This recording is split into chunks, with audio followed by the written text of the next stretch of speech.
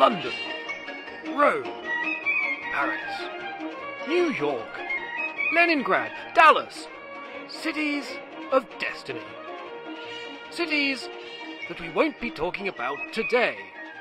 Today, we'll be talking about Grapevine, Texas. A city with a secret. Oh! Grapevine, Texas. Right near Dallas and Fort Worth. Closer. Closer. We're not quite there yet. A little more to the left. Grapevine, Texas. Keeper of a secret that we are now prepared to reveal to the world. Amongst the good citizens going about their normal business, a new class of people have moved in, bringing unexpected ups and downs to this otherwise quiet Texas city. At first glance, these people appear to be ordinary citizens, taking advantage of all Grapevine has to offer. Great food and lodging, the many festivals, the vineyards and wineries, Lake Grapevine, the Grapevine Vintage Railroad, and more. But look closer, closer, and you begin to sense a hidden aspect to the city. What is this secret? What is this curious twist of fate that has shaped this city's destiny? Why will this city never be the same again? What forces are at work that have some folks gobsmacked while others simply shake their heads? It's...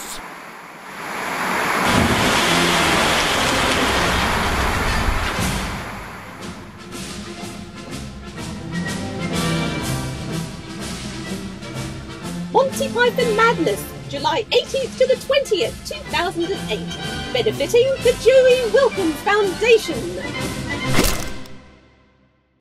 Before we continue, a word from our sponsor. British Emporium. That's 2 words! Bloomin' neck. I'll write them a letter, I will. Dear sirs, I wish to complain in the strongest possible terms about announcers who claim to be offering 1 word from your sponsor when in fact they say 2 words or even 3. Yours faithfully, Randolph Plonker, Mrs. P.S. You can call me Randy.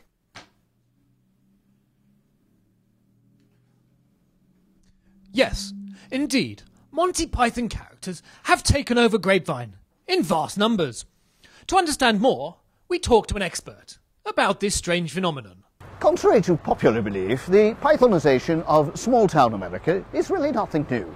The migration of early Python people began in the 1700s, when they were trying to escape the Spanish Inquisition. Nobody expects the Spanish Inquisition! They sought refuge in France, but were met with a particularly upsetting session of taunting. Next, they travelled to Germany, where they were forced to wear traditional costume, at which point they emigrated to America, where a family of Bruces finally found peace in a settlement in Texas. G'day, Bruce. How are you, Bruce? I'm good, Bruce. Thank you for asking. Thank you. Ready for a meeting at the Bruces? G'day, ladies and Bruces. What are we going to call our new city? Perth. Adelaide? Alice Springs. The University of Wallomalone. We could call it Bruce. Bruce Bill? Fancy a bit of fruit, Bruce? Nah, thank you, Bruce. Say, where did you find those grapes, Bruce? On that vine yonder. Bruce Vine. Yonder Vine. Grapevine. Let's have a show of hands for Bruceville. Nah. How about Grapevine? Yeah!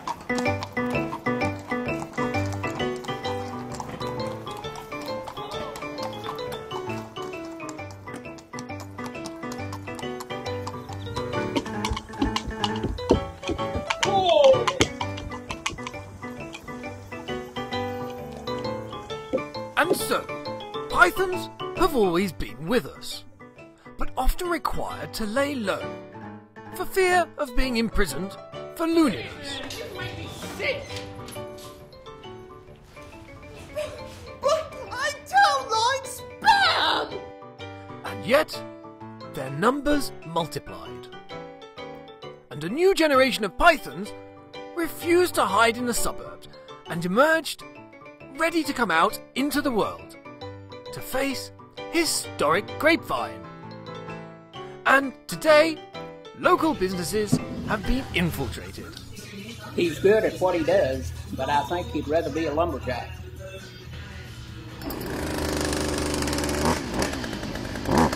Well, a lot of Vikings come and eat here these days. They're generally a well-behaved lot. Good appetites, but get a bit rowdy when they start to sing.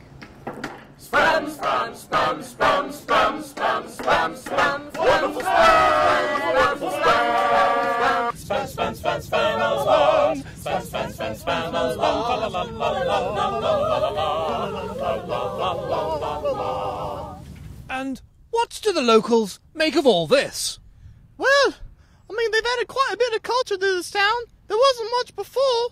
Now they've just come in and gone off and done plays and spectacles and things. The Batley Ladies Guild Grapevine Auxiliary presents the Battle of the Alamo!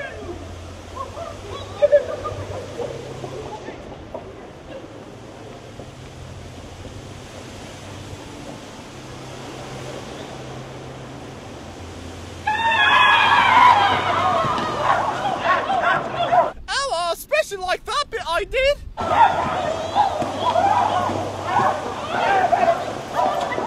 I must say, we have a lot more international foreign visitors to the area, and I would highly recommend that one has at least one foreign language skill in one's repertoire.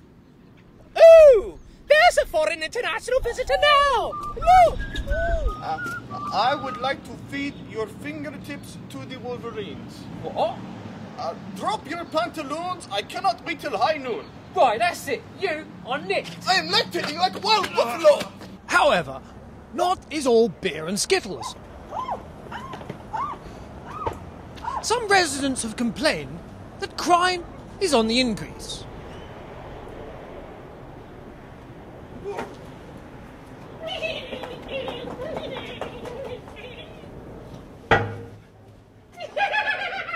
The pythons tried their best to fit in. They even opened a store, the British Emporium. The Emporium has become a sort of holy grail for Brits in Texas. Yes, Grapevine accepted these python people, even welcomed them into their city, and yet something was lacking.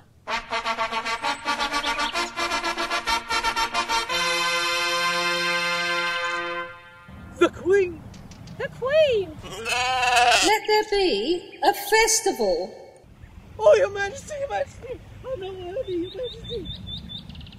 Stop grovelling, good peasants. We find you amusing, and so we give Python Fest our blessing. She's giving us her blessing. And so, it was done. Join us July 18th through 20th for the 2008 Grapevine Monty Python Madness Festival and charity fundraiser. A very silly weekend of Python-themed events and inspired lunacy to tickle your funny bone and raise funds for a worthy cause. Events include a sponsored silly walk down Main Street, the Monty Python Variety Show, the Sing-Along, the Monty Python Costume Contest, Spam Carving, movie and video screenings, dead parrot colouring, a fish-slapping dance-off, your picture with a Viking, and at least one more. And while in Grapevine for Monty Python Madness, take advantage of the city's other great attractions and amenities, such as the Grapevine Vintage Railway, Grapevine Botanical Gardens, the Great Wolf Lodge Resort and Water Park, Gaylord Texan Resort, Lake Grapevine, historic Old Town Grapevine, the many... Oh, no, you don't. No, not this time. I'm staying right here. Don't think you can just hold off and follow them. I've still got the microphone.